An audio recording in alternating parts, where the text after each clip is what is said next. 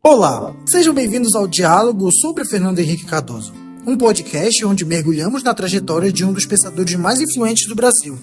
Eu, Luan e Eduardo iremos falar um pouco sobre Fernando Henrique Cardoso. No episódio de hoje, a trajetória de um sociólogo, vamos conhecer um pouco mais sobre Fernando Henrique Cardoso, o sociólogo, professor, ex-presidente da República e um dos principais nomes da ciência social brasileira. Eduardo, você poderia me falar um pouco sobre Fernando Henrique Cardoso? Sim, claro. Fernando Henrique Cardoso nasceu no Rio de Janeiro no ano de 1971. É formado em Ciências Sociais pela Universidade de São Paulo, USP, que lá se destacou como acadêmico, ainda jovem. Foi professor, pesquisador e participou ativamente dos debates sobre o desenvolvimento da América Latina. É bem lembrado sobre a formação dele como sociólogo na USP pelos anos 50. Ele foi muito influenciado pelo pensamento marxista, mas também sempre buscou dialogar com outras correntes teóricas. A América Latina sempre o interessou sobre desigualdade, as contradições, e foi daí que surgiu a participação dele na teoria da dependência junto com Enzo Faleto. Eles publicaram A Dependência e Desenvolvimento da América Latina em 1969. Eduardo, poderia me dizer um pouco como foi a trajetória dele e tudo mais? A trajetória dele como intelectual é bem explícito hoje na sociedade, e ele teve uma trajetória ao mesmo tempo e foi até exilado durante o regime militar, onde passou por universidades na França, Chile e Estados Unidos. E atuou no Chile, na CEPAL, que é a Comissão Econômica para a América Latina e Caribe. E lá amadureceu a sua visão crítica do subdesenvolvimento latino-americano.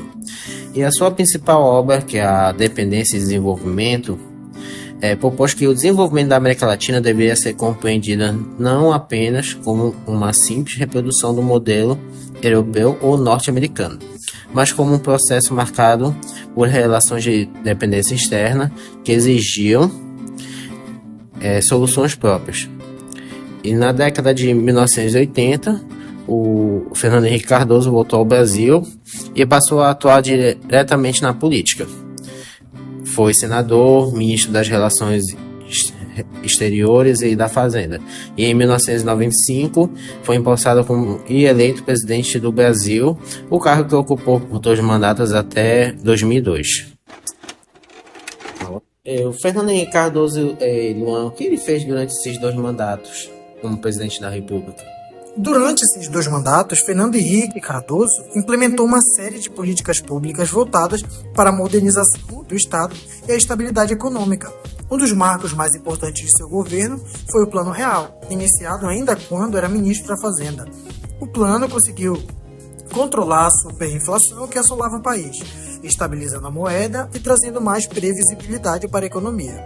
No campo social, seu governo ampliou programas como Bolsa Escola, que depois inspiraram o Bolsa Família. Também investiu em reformas administrativas, privatizações e abertura da economia, com o objetivo de aumentar a competitividade no Brasil no cenário global. Apesar das críticas por algumas medidas liberais, como a privatizações de empresas estatais, o Fernando Henrique é reconhecido como um dos presidentes que mais contribuíram para a consolidação da democracia pós-ditadura. Durante nossas pesquisas sobre Fernando Henrique Cardoso, algo que me chamou bastante atenção é a questão da teoria da dependência. Você poderia me explicar o que seria ela, o que ela aborda, de que maneira ela pode ser abordada e tudo mais? Claro, Luan. O objetivo da obra em si, publicada entre Fernando Henrique Cardoso e Enzo Faleto em 1970, é o seguinte: compreender as causas do subdesenvolvimento dos países latino-americanos e mostrar que é possível haver desenvolvimento mesmo em condições de dependência externa, embora com grandes limitações. E o que a obra ela aborda? A obra ela propõe uma análise crítica das relações econômicas e políticas entre os países centrais, que são ricos e industrializados, que são os desenvolvidos, e os países periféricos, que são os subdesenvolvidos, como os da América Latina. E ela questiona as ideias da teoria tradicional do desenvolvimento, mostrando que o subdesenvolvimento não é uma fase natural rumo ao progresso, mas um resultado das relações históricas de exploração e dominação externa. E dessas principais ideias da obra são o seguinte: a dependência externa, que os países latino-americanos são economicamente dependentes dos países centrais. Essa dependência se manifesta por meio do controle de capital, tecnologia e comércio. E a forma da dependência é o seguinte: a dependência ocorre de várias formas: o colonial, financeira, tecnológica ou industrial. A dominação externa pode mudar de forma ao longo do tempo, mas continua limitando o desenvolvimento autônomo. E tem a questão do desenvolvimento dependente, que apesar da dependência, alguns países da América Latina conseguiram certo grau de desenvolvimento econômico. Porém, esse desenvolvimento ocorre de forma excludente e concentradora de renda, beneficiando elites locais ligadas ao capital estrangeiro. E tem a questão da importância da política e das classes sociais, que a obra ela mostra que o desenvolvimento e a dependência não são apenas econômicos, mas também políticos e sociais. E a atuação das elites, das classes médias e dos movimentos sociais influencia os caminhos possíveis para o desenvolvimento.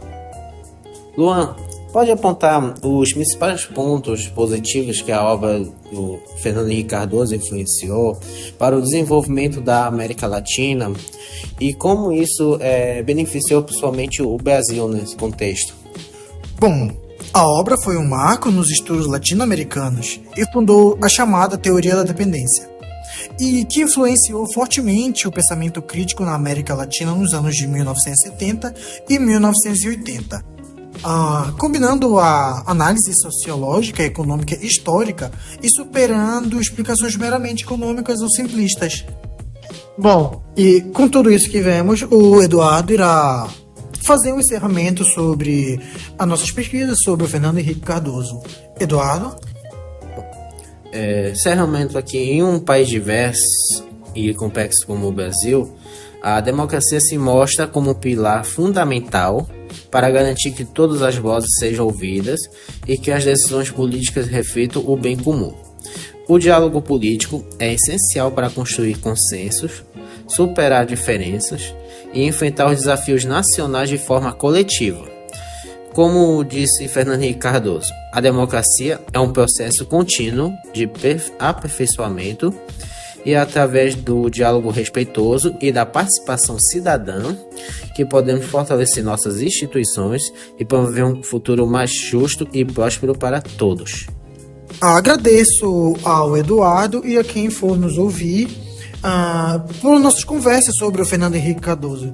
E esperamos que essa reflexão sobre o legado dele e a importância da democracia e do diálogo político tenha sido inspiradora, além de informativa para todos. Bom, esse encerramento destaca a importância da democracia e do diálogo político, alinhando as ideias dele sobre a necessidade de fortalecer as instituições democráticas para o desenvolvimento do Brasil. Tenha um excelente dia e até breve.